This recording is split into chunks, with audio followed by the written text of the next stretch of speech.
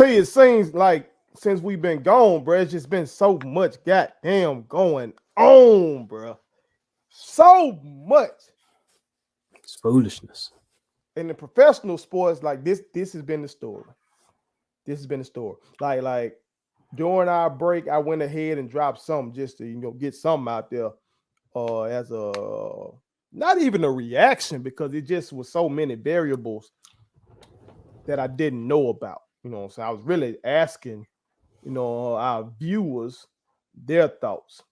And I'm very glad that I didn't react in that moment. I'm kind of glad we were on break, so it gave it a chance to breathe. And we were able to get more details because this shit crazy. It just been crazy across the board. Unless you've been living under a rock, America, y'all have seen shit play out. We've seen Antonio Brown storm off the field where they in New York playing the Jets. Yeah, Jets game. You know what I'm saying? Jets game. And then that led to all this online speculation about why he did it, to my but I want to call something out before I throw it to you, T. All right. We gotta stop as a people just seeing a random motherfucker online say some shit, then go to sharing and retweeting that shit without knowing whether that has a shred of truth to it. Right. Motherfuckers ran wild with the story that AB dipped out like that because he wanted to go back into the game and that they had benched him because they didn't want him to reach the numbers he needed for his incentives. Folks started sharing that shit, retweeting that shit. I think somebody even sent that to me. Mm-hmm. Like, see, they tried to finesse this man. Bruh. Antonio Brown said out his own mouth, no, it's not that he wanted to go back in the game. He did not want to go back in the game. He said it was too hurt to go back in the game. So it's the actual opposite. It's the coaching staff wanted his ass back in the game. Mm. And in the first place, that didn't make no sense because he had a whole nother game. And like that was the last game of the year. Yeah. You know what I'm saying? Like, so we gotta stop that shit. Like whoever put that shit out there, bro, got a bunch of likes and shares and retweets. He got what he wanted out of it. Okay? Stop that shit. Yeah, sometimes you gotta let shit breathe, I guess. And just wait for shit to come out. And when the shit came out, we seen text from AB where he proved that he had mentioned to the coaches about his ankle. You know what I'm saying? So BA got caught in a lie. You know what I'm talking about? Now too though, and I want to pull your cut on this, T. BA claims that AB's real problem wasn't his ankle, was that his amount of targets in the game. He was pissed about that. Now let your boy Skip Bayless, your boy Skip Bayless, your boy Skip Bayless say he has a source close to AB that says that AB said to Tom Brady something to the effect of, "Oh, you back, down with your boy, huh?" Talking about Gronk.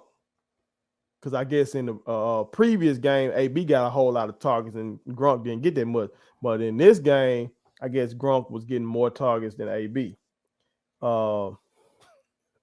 That's what Skip Bayless say here.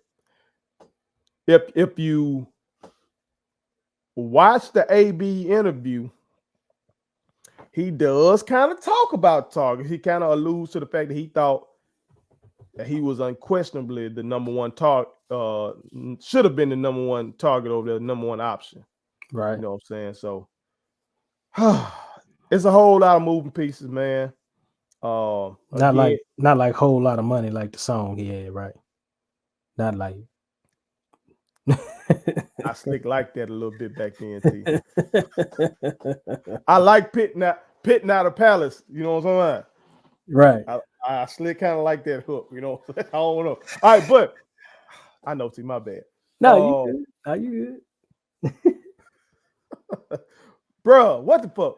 I don't know what to say, dog. I don't have a definitive answer on this. I still don't. Even after the interview, I watched every second of the interview. I still don't have a definitive answer on A, B, because I know, everybody talking about the CTE thing, and they asked him about it. Mm-hmm.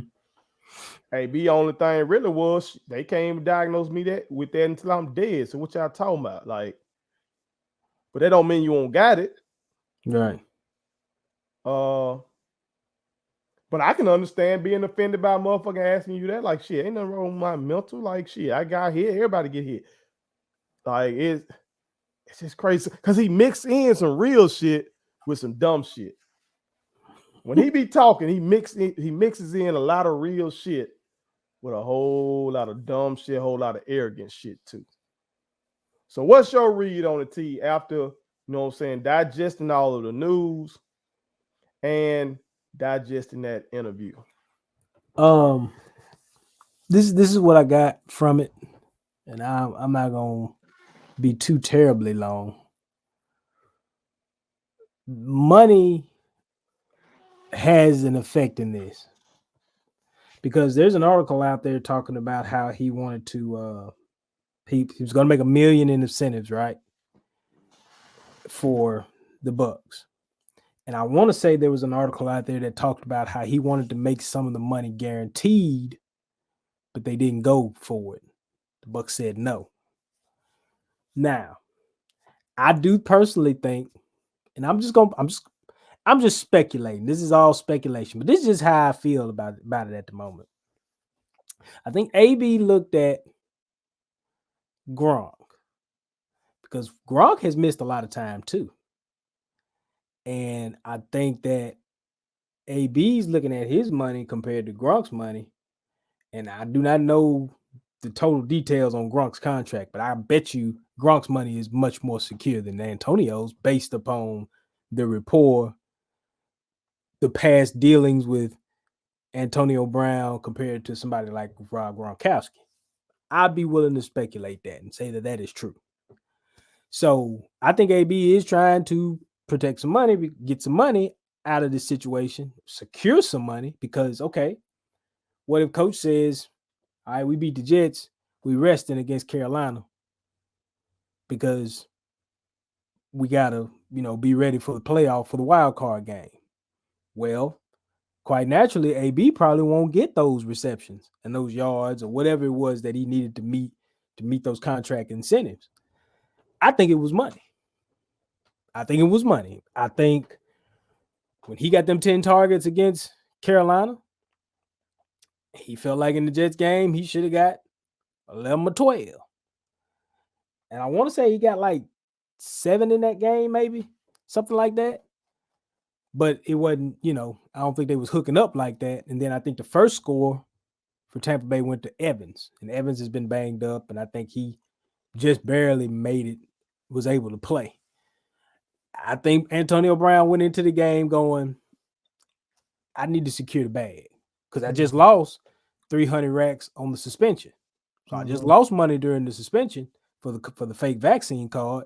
So now I'm trying to circle back and at least get something for what I lost. So BA probably knew. I mean, it's shown that BA knew about the ankle, right? So you knew the man wasn't full go, but he didn't lay down. He went out and he tried to play. Now, I personally think the game being at Meadowlands and that turf, I think it put some effects on that ankle. I think he was really hurt. I think he was really hurt. I think he was more trying to consider, and to be honest with you, I mean, when you want to protect this guy, because Godwin and Evans have been struggling. I mean, Godwin's out for now. I don't know if he's coming back during playoffs. I don't think he is. I don't know. Then you got Fournette out. So you're losing a lot of your best guys, and it don't take much for Gronk to go out either. So to me, the whole situation was simply like this. AB wanted to get some money secured on week 17 so that they could rest week 18. I think that the targets didn't come. knowing that the money wasn't gonna get tied down, he was upset. And I think he kind of was like, look, my ankle is bad. I think he probably could have gone. I think he probably could have went. But I think AB was also like, I'm gonna take care of me too if I ain't gonna get these targets. Mm-hmm. So whenever, because I think even BA even said in the press conference or whatever, he was basically talking about he had complained about targets and we had got that died down At halftime, yeah. at halftime. He complained about targets, and then we got that kind of died down, and then third quarter we called for his personnel group to go in, and I guess that was the whole thing about him not being aware that he was hurt and needing a trainer and all that. It really was a matter of, I ain't getting these targets. I ain't finna go play because I'm hurting. And I'm trying to get this money. So Okay. from there, it all went left. Okay, this is what I got. My wheels were turning over here the whole time you talking to you. This is what I've arrived at. All right. Antonio Brown is a blend of Dennis Rodman Okay. and Kanye West. Okay. Go ahead. You put them together. Right. You got AB. Okay. So what? I'll sprinkle in some T.O. Okay. That's a little sprinkle. You know what I'm saying? Okay. Here, this is where I'm going with this. The whole shirt off thing. We've seen that before. People saying, "Oh, I've never seen something like that." I've seen Dennis Rodman do that many times. Right. As a childhood Bulls fan, Yeah. Take your shirt off. and lifelong Michael Jordan fan, and watching Dennis Rodman with the Bulls 96, 97, 98. When Dennis got ejected, he would take his shirt off, throw it in the audience, and do like AB. It just wasn't on the football field, but that's what he would do. Yep. I've seen him take his shoes off and throw them up there. Dennis would do that. Dennis kicked the cameraman. He did. Dennis headbutted the referee. He did. Dennis was out there pinching on guys' booties. He did. He was pinching guys' asses in the game. Okay? Dennis had antics out the ass. But Dennis was going to be in shape. And Dennis was the best rebounder of his day. AB, all that shit he be doing, they say he works on his craft. He going to be in shape. He going to produce. Dennis was a look at me, like post Detroit Dennis. Okay. With the hair, drawing attention to himself. Antonio Brown, we've seen the motherfucking blonde mustache. We've seen the crazy ass haircuts. We've seen all this shit to say, look at me, pay attention to me. Okay. We saw Dennis Rodman wear a fucking dress, bruh. Right. Self-promoting himself. Okay. But he was going to do his job. You know what I'm saying? Right. The Kanye West part.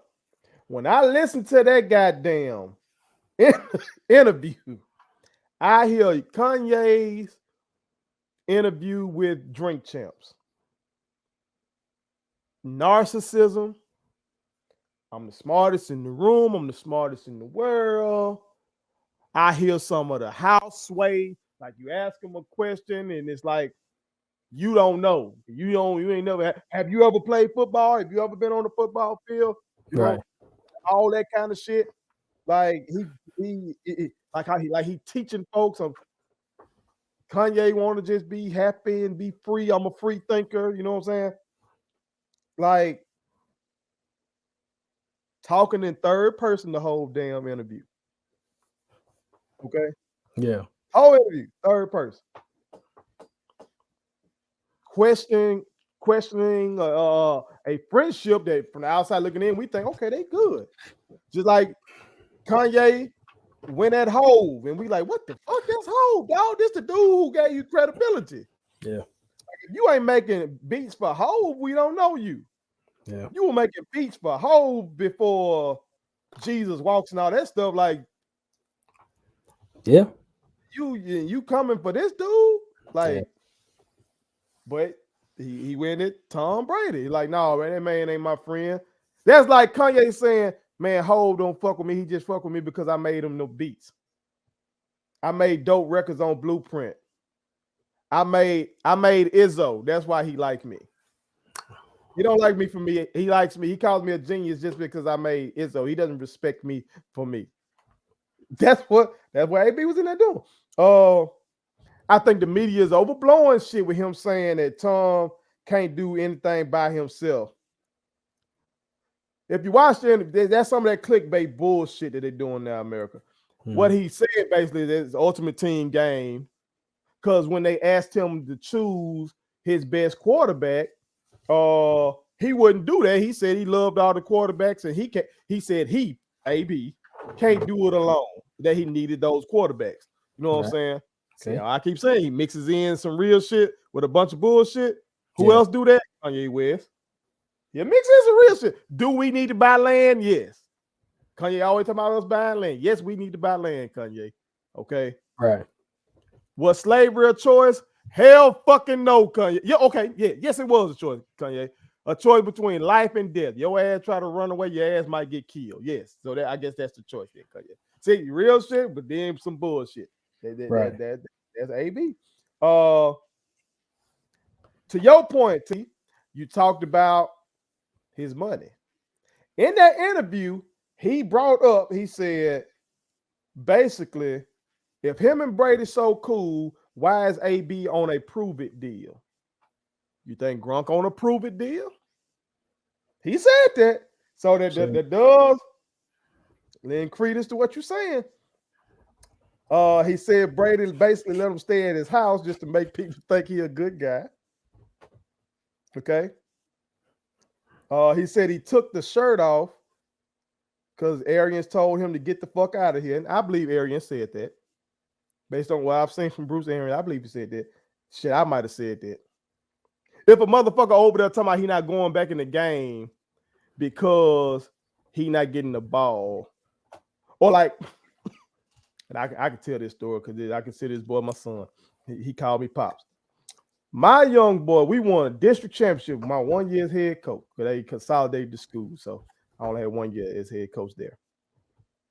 We won a district championship, and I got one of my boys over there pouting on the goddamn bench about playing time. We beat the eventual state champions by double digits with a masterful defensive plan that he just wasn't going to really implement the plan right. So I put the boys out there going to goddamn implement the plan.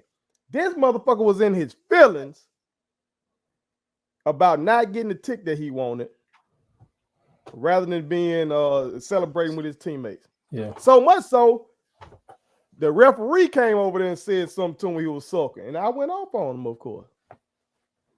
I went off on him. Damn sure did. So I believe Bruce Arians told him, get the fuck out of here. But AB said he took that shirt off because he was feeling too sexy.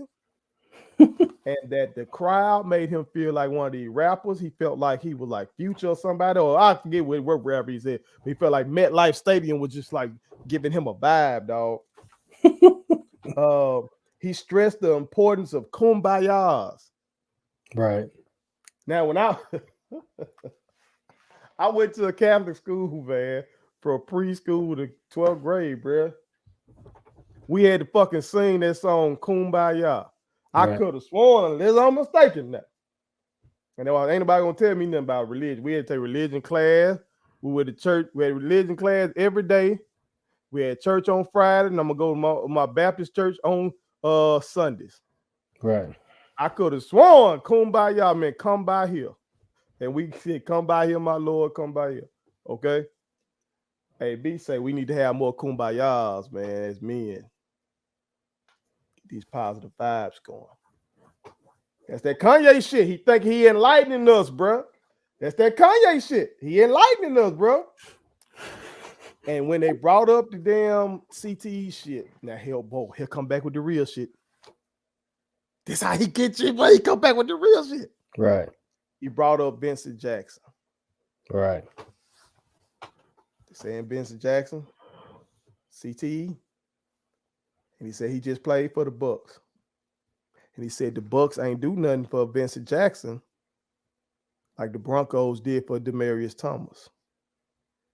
They didn't put his number on the field. They didn't commemorate him.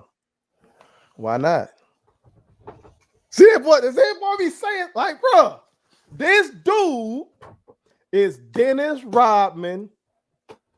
Dennis Rodman, Kanye, and T.O. had a threesome, and they made AB. I mean, those are true points. He's got a platform to say what he wants to say it how he wants to say it. He's got the ability to reach people with whatever you want to call it, his fame, his whatever you want to call it. He's still a really talented dude. I personally think he went about it wrong in the whole just how he left the team and how he did all that extra stuff in MetLife that day. He did all that wrong. If he'd have just simply done something un-AB like, which I know is hard, but if he'd have just done something different, okay, just don't play the rest of the game. Don't say a word. Just mysteriously not even play. Mm-hmm. Just don't go back out there. Even if BA said, "Get the F out of here, you done," just sit there. Mm-hmm. Just chill. Then people go to asking the question, and then put all the onus back on BA to answer what's up. Let them cut you, and you just be silent about it if that's the case. But you stood your ground. You made your point. Hey man, I'm hurt. I can't go. I ain't getting the targets. Basically, I'm listening to AB, and I'm kind of like, okay, I get where he's going because he's saying, why be out here risking it? Mm-hmm. Season-ending injury, whatever. I ain't gonna get the money. I ain't gonna get my contract incentives. I'm not gonna reach that. That's just silly, by the way. And then I'm not gonna. Y'all gonna put me out here, but you're not gonna give me the ball. I'm playing at 75%. So if I'm not gonna get the ball, why be out there? Just go on and come on up off my feet and chill for the rest of the evening and be done with it. I get that. I get that. But they were losing, right? Game. They were losing early on. Yes, they were losing early on. But I think there was some pressure on Bruce. I think Bruce feeling the pressure right now of that repeat, because when you lose, you lost Mike Evans for a game or two. He's not 100%, truthfully. No Fournette, no Godwin. Godwin gone. I mean, you're really, the pressure is on BA right now to defend this title. Then he played that Sunday against the Jets. He didn't have JPP nor Shaq Barrett in that game. So, and that may have been COVID thing or whatever. But again, there's so much uncertainty. And I do think Bruce is now feeling the pressure of being the guy with the target on his back. And it's starting to show a little bit. He just said, look, I'm not gonna have it because I gotta focus on this title run. I gotta focus on this defending this title. And he was just like, if you ain't down with what I'm trying to do, you gone. Well, he shouldn't have lied. He showed enough shouldn't have lied and act like he didn't know about the injury now. Yeah, he shouldn't have. He shouldn't have. That was fucked up. He shouldn't have. But ain't nobody taking him to task for it that I've seen. I ain't seen nobody take him to task for that.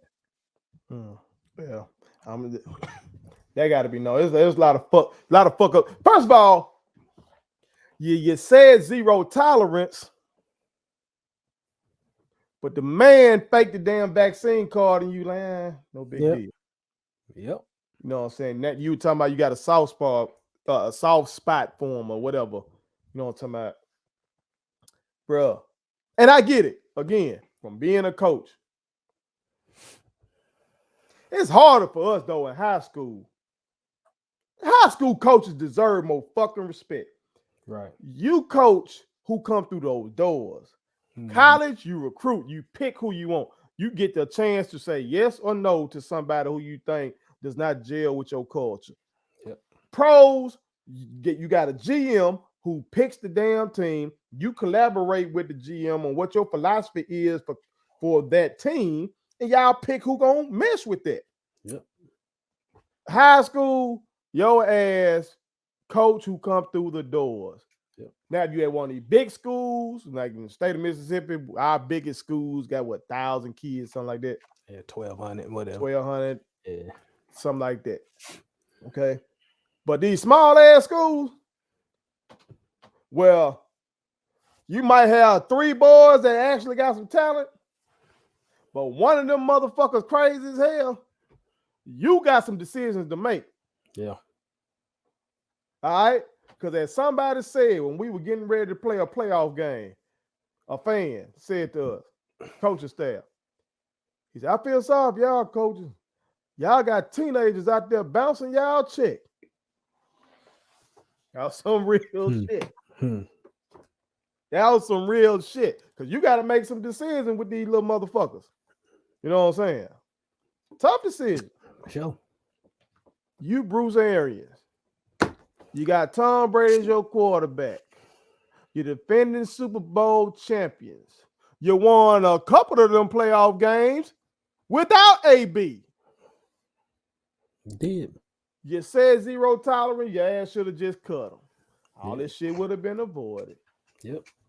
Should have just stuck by your guns. After the vaccine card, right? After the vaccine card. Yeah. And then you can go sign somebody off the street. He ain't gonna be AB. AB is a Hall of Fame talent. But maybe you go get you a guy, you know what I'm saying, or off your practice squad who's a hard ass worker and he can run a few routes. And that Tom Brady supposed to be the GOAT. Yeah. Let him coach him up. That kind of did happen because that kid Cyril Grayson, he had a nice day. You know, I don't That's know. what I guess happened he was anyway. the third, fourth guy, whatever he is on the depth chart, but he had a really nice day against the Jets. So, you know, he could probably get some more looks this week. Well, I'm in it like this to you. Business is always booming. Oh, okay. That wasn't it. I compared him to Dennis. Mhm. And you know how Phil Jackson gets so much slurpage for managing Dennis Rodman? Yep. Even though we look at the Last Dance, it reminds us Dennis Rodman got away with a lot of shit. He did. Because they were winning championships. He did. Being late for shit. Like I said, kicking motherfuckers, headbutting motherfuckers. That's what he did in Chicago. We didn't even talk about San Antonio. San Antonio, Dennis. No. This is what he was doing with the so-called Zen master. Yep. The man skipped practice during the playoffs, or was it during the finals? During the play to go wrestle. Yeah, I don't think the man was up there with Hollywood fucking Hogan, bro. Hogan, man. During the playoffs. Sure did it. Sure did it. Know how that shit worked? Because he gonna rebound that basketball. Well, also though, you got Michael Jeffrey Jordan. Well, that too. You got strong ass leadership from the player standpoint. You know what I'm talking about? It was Mike that went and snatched his ass about that bed with Carmen Electra and brought his ass back to practice. AB in his stops, Mike Tomlin, you can argue, did a better job than Phil Jackson did with Dennis Rodman. You can make that argument. Okay. Because AB still could say he's a Hall of Famer based on his Pittsburgh performance. Yeah. It was incredible. Oh, yeah. You know what I'm saying? But Ben Roethlisberger is not the leader Michael Jordan is. Yeah, that's true. Ben Roethlisberger is not that. You know what I'm saying? Here in Tampa, many folks want to say that Brady is one of those kind of leaders. It went left. So I think Mike Tomlin deserves a lot of. It's like everybody want to blame him for who AB is, rather than saying AB came to Pittsburgh with some shit. Something I watched about his life story. They were reading his pre-draft shit. Some of it was bullshit, like saying he wasn't a hard worker and stuff like that, because he showed in the league that he worked on his craft. But one of the things they did say is that he had character issues and that he's a prima donna. So that's pre-Buntez Burfict hit. Right. That's day one. Bruce Arians coached him during, I guess, just one season in his rookie year. He was there in Pittsburgh with him, I believe. Yeah. That's pre-Buntez Burfict hit. Yeah. And he already knew he didn't like him. Ryan Clark, if I'm not mistaken, played with him pre-Buntez Burfict hit. So he know, say like AB just like that. Yeah.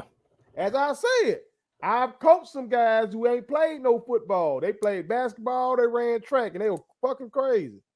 And they ain't got no CTE. Right. You know what I'm saying? So I think Mike Tomlin deserves